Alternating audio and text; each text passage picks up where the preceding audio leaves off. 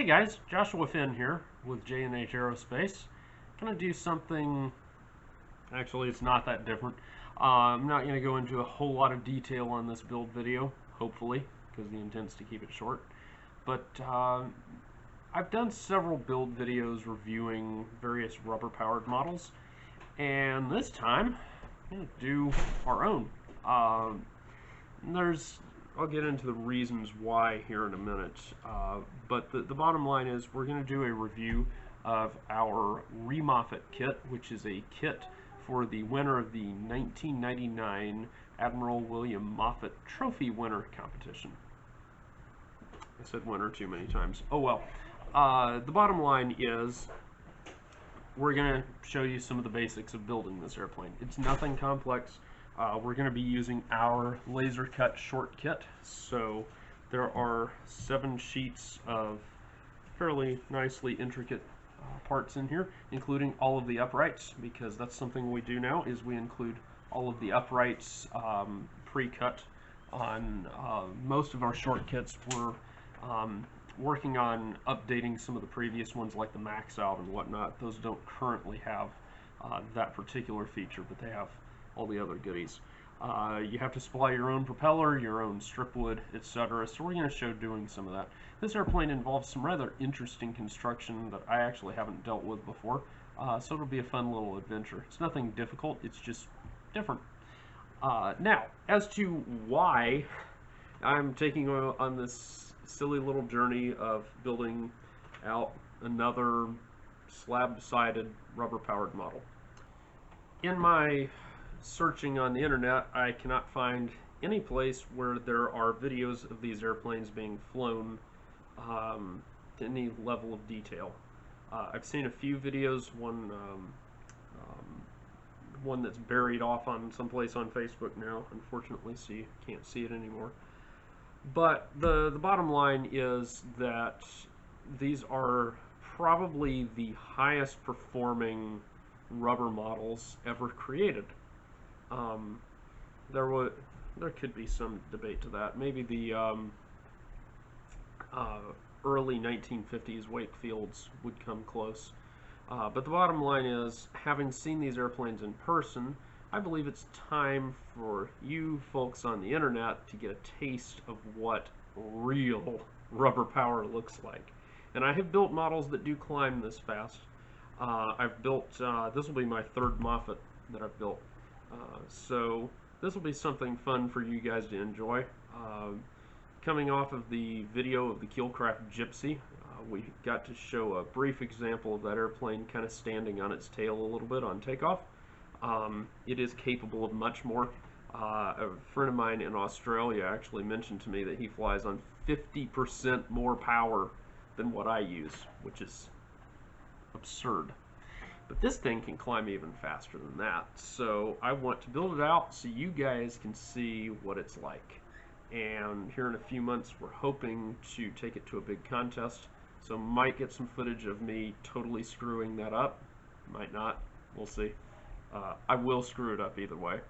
It's just, I haven't flown outdoor competition in forever, so if there is footage, prepare to be entertained by just how bad I am at it these days. A lot of you think I'm good at it. I'm not. Used to be decent, but we'll set that aside. Anyway, let me arrange a few things out here, and we'll get started with a few highlights of the build. Our latest and greatest balsa strippers are able to handle 1/8 sheet, but the one that I've got that I use as my personal one is not. So I'm going to use this original, well, it's not completely original, but it's one of the earlier production Jim Jones balsa strippers. So these were actually patented, and the rights were obtained for them, and this one came out of Dr. Larry Lamel's estate. It was actually engraved to him. Beautiful little tool. And there were 2 of them in his estate. I kept one and passed the other on to others. But anyway, we're going to use it to strip some medium hard 1/8 inch balsa.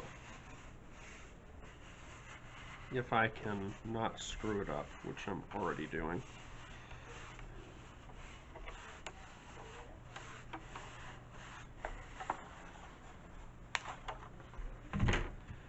My ReMoffett is probably going to come out a bit on the heavy side, but we'll do what we can to make it decent. Since I'm not likely to win the trophy anytime soon, because I don't have a chase bike or anything like that to retrieve my Moffett, it's okay for me to build an uncompetitively heavy one, because it just isn't going to matter that much. But we'll make it fly good, and you guys can enjoy it. Now, that cutting direction seems to be substantially better. Oh yeah. No comparison.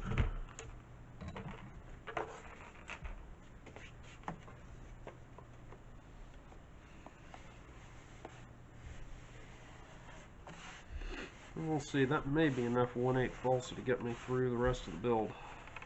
Who knows?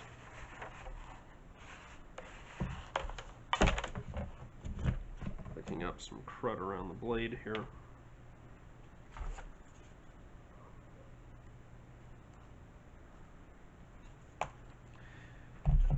Alright, so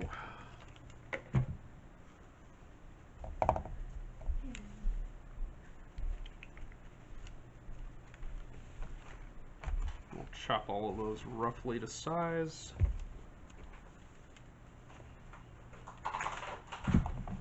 Trim them out to exact length later.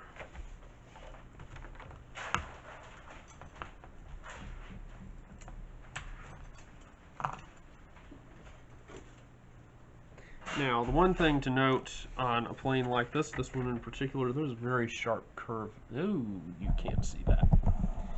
There we go. There is a sharp curve right there. So we're going to address that on the lower longerons. So we'll set these two up here. Those will be the top ones. That curve there will hold pretty well on its own. So what I need to do is address this one, which is not going to hold so well on its own.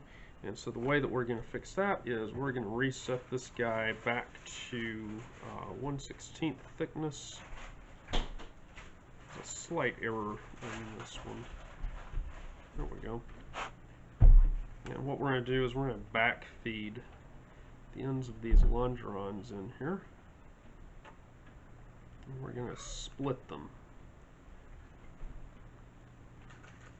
Only need to split a little of them. But that's going to allow us, now that it's split, we're able to do that with it. And that's just dry. Once I wet it, it'll curve real pretty.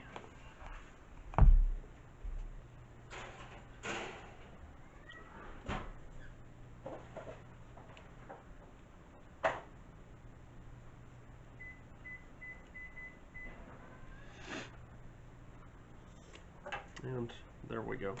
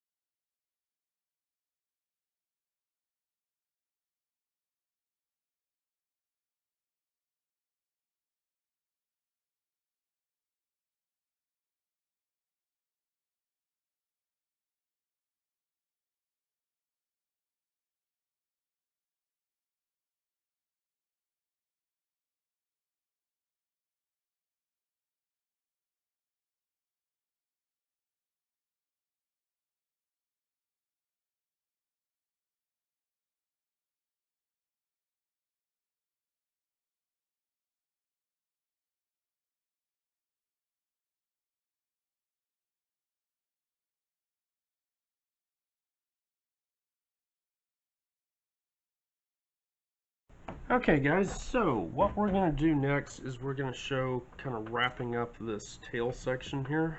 And remember that part I said about how I screw things up? Well, I did a little screw up. So I was supposed to have the split, you can see right here on this lower longeron. Well, surprise, surprise, surprise. The other lower longeron I grabbed as the top longeron for this fuselage side. So, squirty glue Annie. And I already split one of the other ones to make up for it for the other fuselage side. But, yeah, dum-dum and dum-dum and very dum-dum. So, what we're going to do is, first of all, we're going to mention another screw-up, which is I should have formed this before putting in that longeron, because it's about to get seriously in the way. But, you know, that's how I screw things up. In other news, my son is trying to beat his own door down.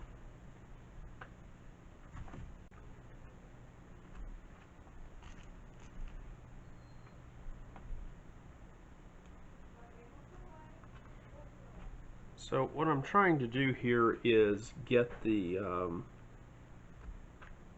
thing in here. We're going off the edge of the foam. I mean, this is fantastic.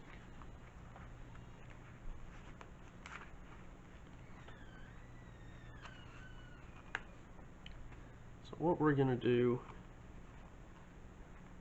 is we're going to pin this all together. And we're just going to dump thin CA in here, which is not necessarily the most ideal method, but it'll work. Now what I'm doing at the moment is I am forcing this thing around so that I can cut it to size. And I'm out of space. So,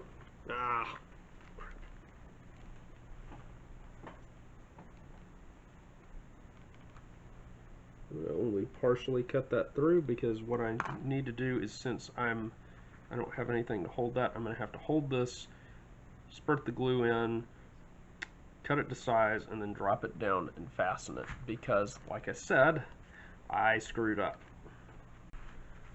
So we'll hold this in here, just like so. And I've already got some on me. Typical thin CA. And there we go.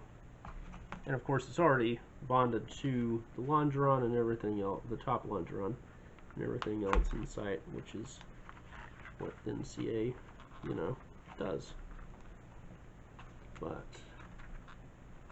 there we go. So what we'll do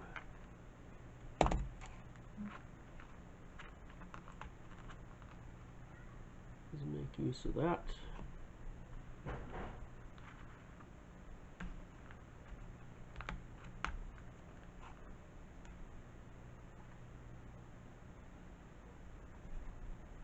There we go. Or not.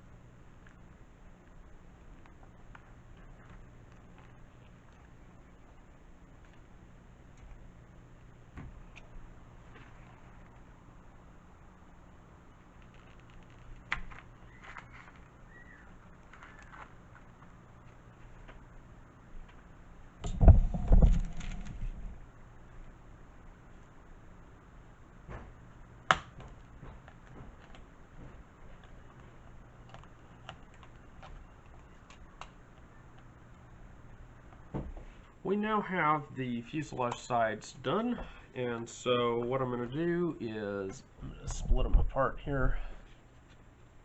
So just use a razor blade.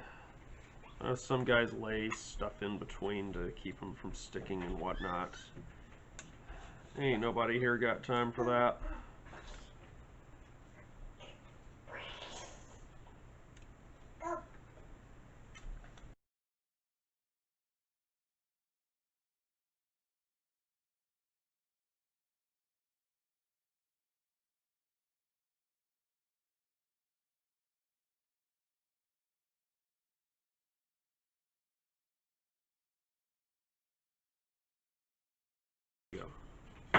So those are the reinforcement plates, and those are going to be on the inside.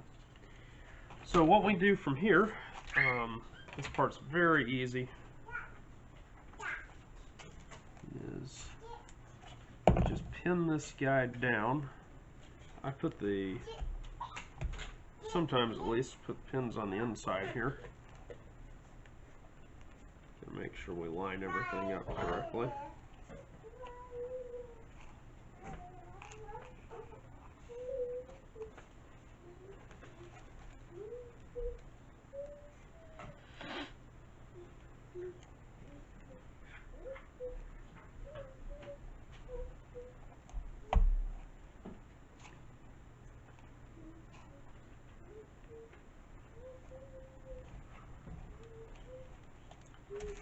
And then we're about to move this fuselage side into position, but before we do that, let's see, 1, 2, 3, 4, 5, 6, 7.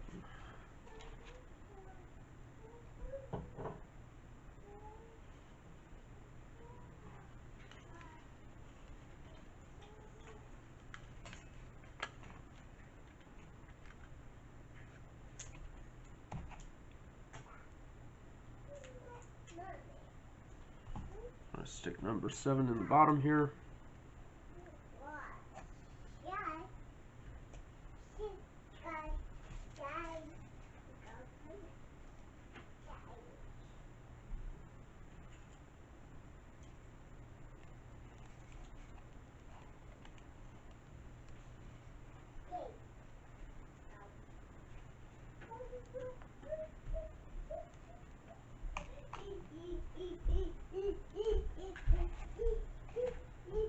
If you can't tell, I have two very rambunctious kids who are excited about I don't know what.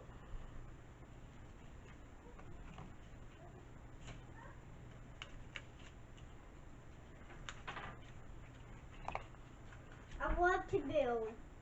Yes, you do.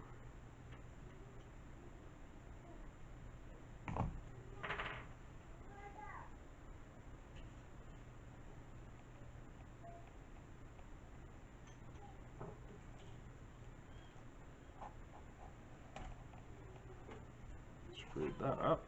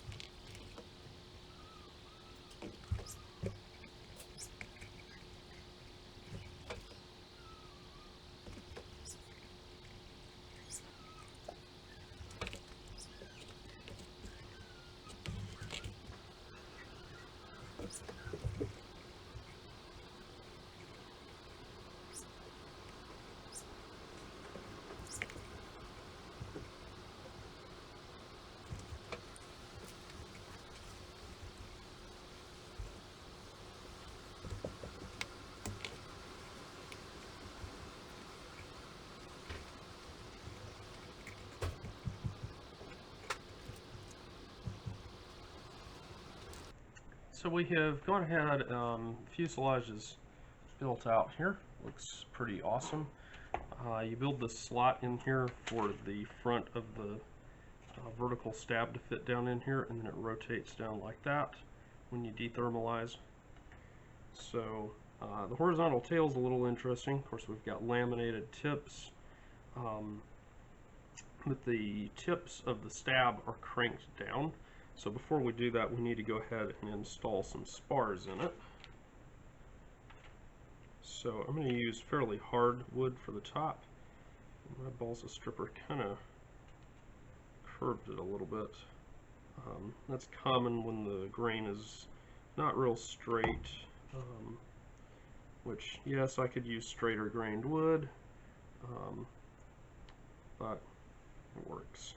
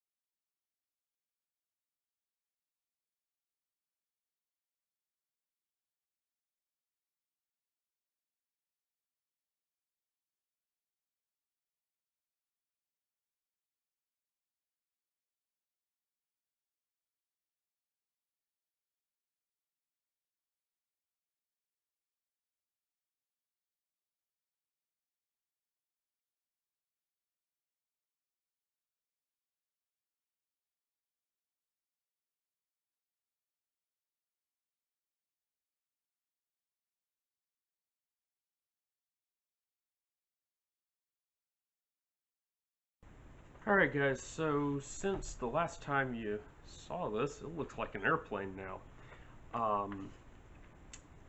Pretty much the only things I didn't really show on camera was finishing out this wing, setting the last bit of dihedral on it, and then adding the lower spar and the webs and whatnot. I did that in the wrong order. I should have added these webs first and then added the lower spar, but 6 of one, half dozen of the other. At the weight of this airplane, that thing is, I'm wrenching on it pretty good, and that's not a whole lot of flex for a fairly lightweight structure. Have not weighed the airplane. It's probably overweight, quite honestly, but it'll be good enough to put up some decent flights. And let's see, we've got the nose block, sanded the leading edges and everything, so we've got all the dihedral, all the pretty airfoils. Basically, the fuselage is ready for me to dope it and cover it. The next step, though, is I'm going to build a folding prop. I'm not going to show that as part of this video. That's going to be part of a separate video. Several of you have requested me showing how to carve a folding prop, so we're going to do that. And so once I come back from that, we'll go over doping the structure, doing a little bit of the basics of covering, not too much, because y'all don't want to see me cover airplanes. It's kind of pathetic. And then we'll go from there. Okay, my building board right now is a chaotic mess. We do have the folding prop done, so we've got all that. The last thing that we really need to do before we dope the airplane and start construction is to install a landing gear. And so what we're going to do, this is a piece of 070 carbon rod, and I am just going to CA that to the bottom here. I'm going to try and get it on here roughly centered. And hopefully I've got enough thin CA left to get the job done.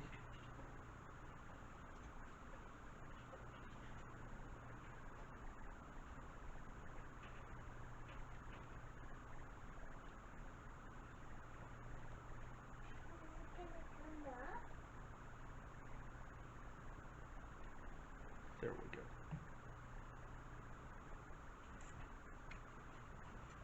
Now we're going to come back and we're going to fillet this in with not thin CA. There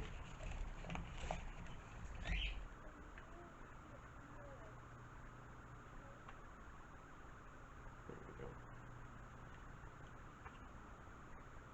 So the landing gear comes out like so. It's going to fold back in. Just like that. Now we're going to need some rubber band work here to make this thing stay closed. But first, let me flood this area with CA glue, because we don't want that coming off. Because if it does come off, it will do it at an inconvenient time, which will interfere with contest flying. Won't necessarily damage the airplane, but it'll just be a, like when you're setting up to take off or something, got a fully wound airplane, and oh crud, my takeoff gear just crapped out on me. Alright, so it folds down correctly, like that. Kind of get an idea that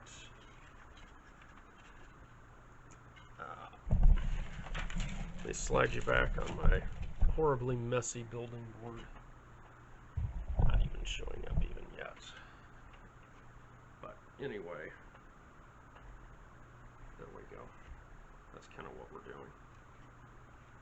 And it will need some sort of limiter or whatever to keep it from hyperextending, because it's going to keep trying to go out all the way like that, which we don't want. I'm actually damaging that cross piece there because my hinge is no longer hinging like it's supposed to. Come on, stop that. Got CA in a place that CA shouldn't have gone.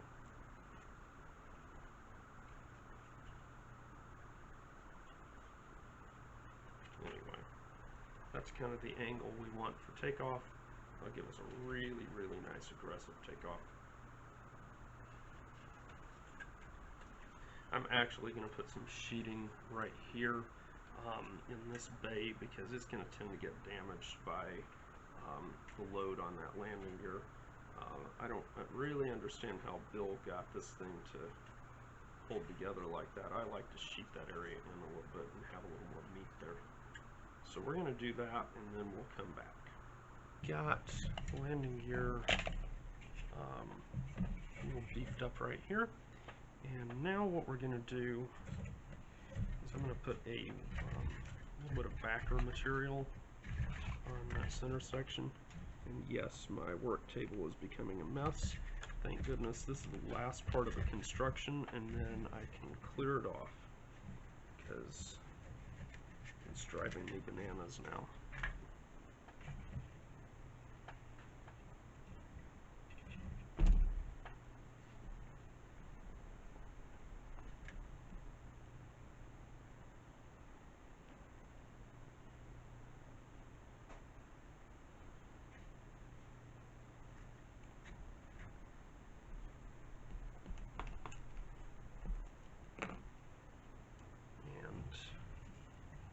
Mount that piece on the inside of that door. So I don't know if it even shows up, but I'm just putting a little piece of wood right there. It'll give me a surface to mount a retention hook on.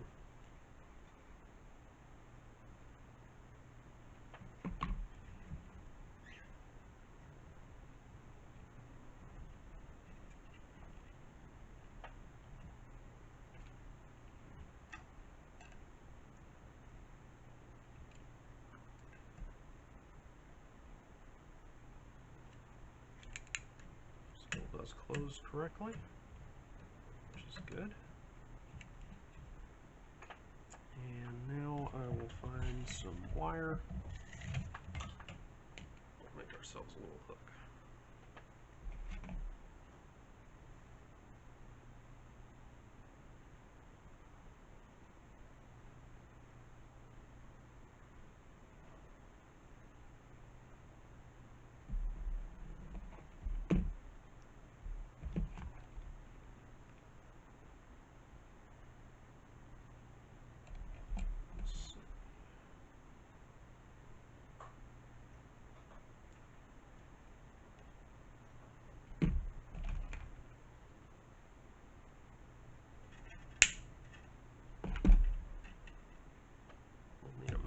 Hook inside the airplane, of course.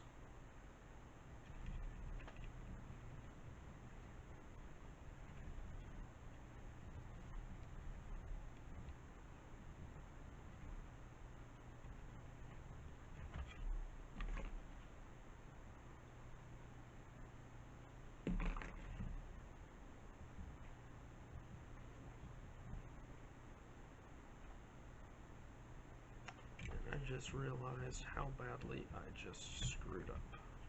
That is not even slightly going to work. Because it is going to pull that rubber band right off of my hook.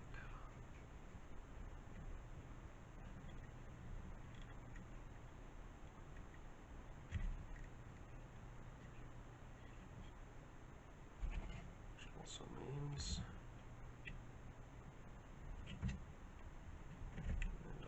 shorten my hook.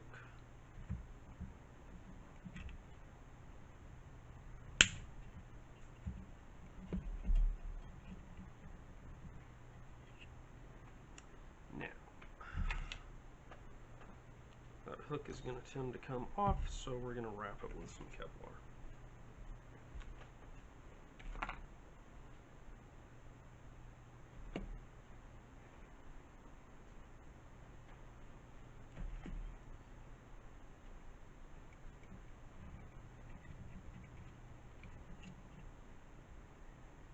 Alright, so now we have a rubber band running from a hook right here down onto that plate.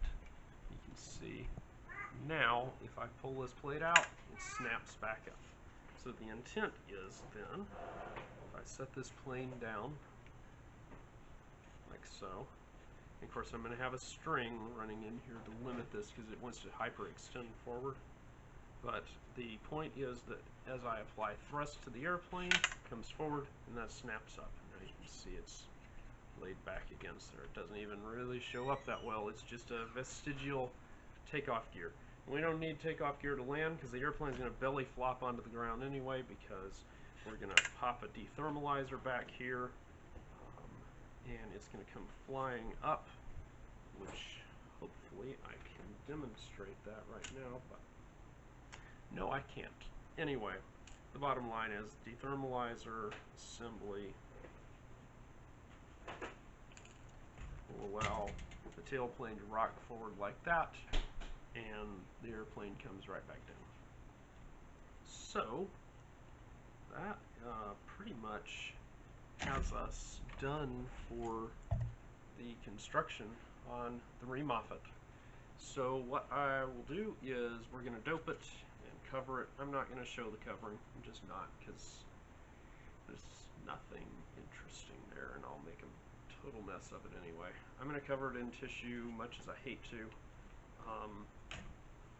because it'll work, and I need the plane done. Because I've got a contest in a little over a month I got to have this thing trimmed out for. So that'll be fun. Anyway, by the time you see this back, the covering will be done, and it'll be a cool looking airplane, and my building board won't be a total wreck. So we've got the airplane covered and actually finished here. Not a whole lot to talk about on the finishing. I did rig up a dethermalizer back here. I threaded a 256 nylon screw in here for incidence adjustments on the stab. We have an aluminum tube tunnel that comes down, runs this dethermalizer line through here.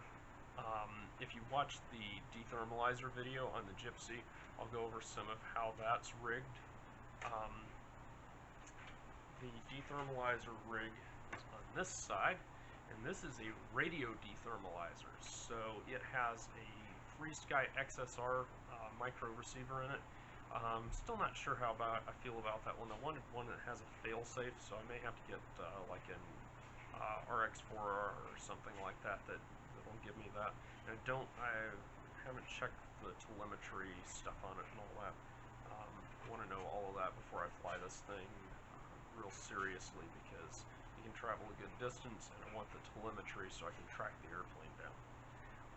Let's see, other things. I tried varnishing the wing with Minwax, just applied with a, no idea what it's yelling, my transmitter's yelling at me, but anyway, so I rubbed it in with a paper towel, and it seems alright, but time will tell as to whether it gives me the water resistance I'm after. The airplane was about 72 grams, 70 grams covered. No, it was less than that. Yeah, no, it was about 72 grams with everything ready to go as far as loaded up, rubber bands on it, the whole 9 yards. And then with the dethermalizer unit, it's 78. The minimum weight for a 150 square inch Moffett is 75 grams, so not bad. However, I am going to have to add some ballast to the nose more than likely, because right now we're CGing without the rubber motor. We're CGing back down there, which is about 70% port, and we need to come up to 60%, so could be better there. But even at 85 grams, it'll be very competitive. I will show you how the dethermalizer setup works. So we will plug it in. I have a 1S 30 milliamp Venom LiPo here. Okay, so we just plug it in and slide it into the slot. And I will take this off so you can see it more closely. I'm trying to do this on camera. It's a screwed up mess. Now we'll pull the rubber band loose. I have a rubber band on here that is primarily to retain the dethermalizer rig on the airframe, but it also helps hold that rubber band in there. you can go in there. You did it earlier. I set you up on a computer, designed you on a computer to go in there. Alright, so I've got a rubber band that comes across, and you can see the back of the LiPo sticking out. Then I take this DT line, connect it to my stab back here, and I simply load that over my servo arm there. So if I flick the momentary switch on my transmitter, it goes. Now you can see the tails popped up. So how does all that work? Well, let's take the wing off and take a look.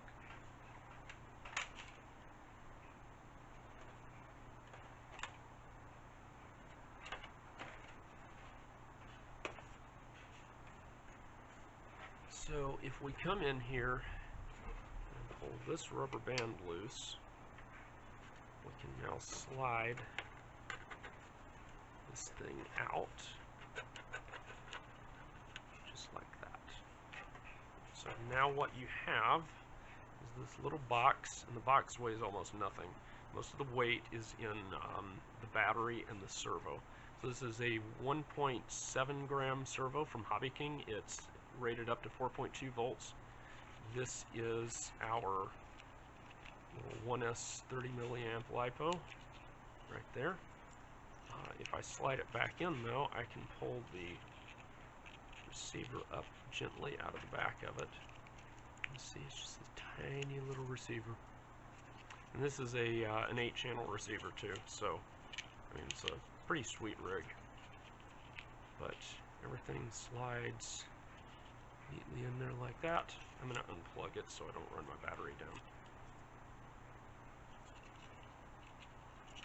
And now that whole rig just goes back in this hole in the fuselage. And the beauty of it is, by doing this, come on, there we go. By doing this, I can transfer that rig from airplane to airplane. Now, that should be a telemetry receiver. However, I'm not getting telemetry alarms on my radio, so a little concerned about that.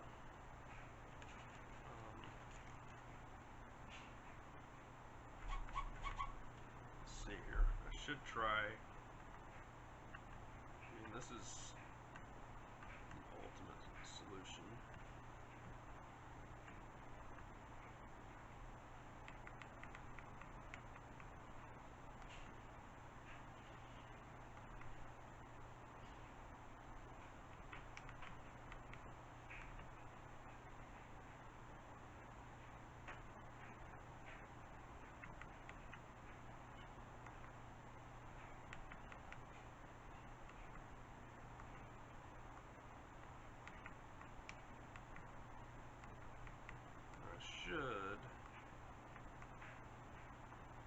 I don't know.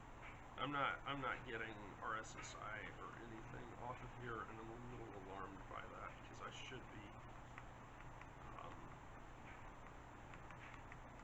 I really should be getting that, and the fact that I'm not has me concerned. So I may switch.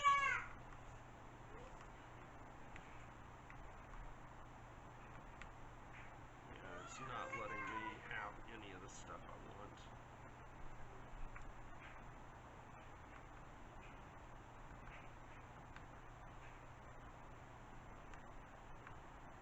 Yeah. I'm not getting telemetry off this receiver, so it's temporary. We'll use it for testing, but in competition I can't use that because I need something that's going to give me RSSI strength and whatnot.